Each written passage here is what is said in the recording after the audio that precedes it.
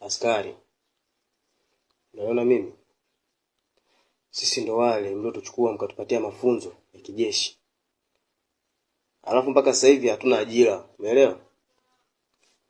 Kwa hiyo ni onyo tu natoa, hizo technique mlizonazo nyie, umeelewa, na mbinu mlizonazo nyie za kivita tunazo wengi mtaani, tena zinaweza zikazidi hata za kwenu. Heshima tu tulikuwa unaiweka na technique.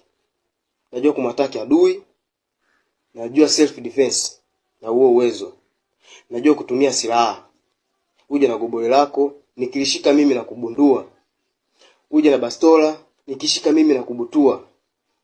Ukija na kisu, najua jinsi gani kuataki, na kirungu chako najua jinsi gani ni kuface. Sasa mnatakiwa mjue kwamba nyie kazi yenu sio kuzuia na kupiga raia. Kazi yenu ni kuangalia tu usalama wa raia.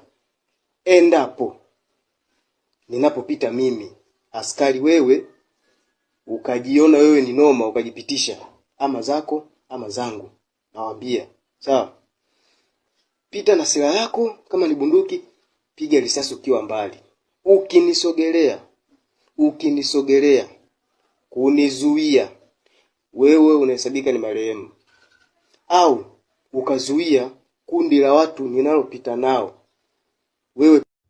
Kweli sisi wa Tanzania tumefikia huku, na mpaka mtu anajitokeza anasema hivi, anawahamasisha watu kiasi hichi. Tumefikia hii nchi kufika huku kweli? Mungu ibariki Tanzania.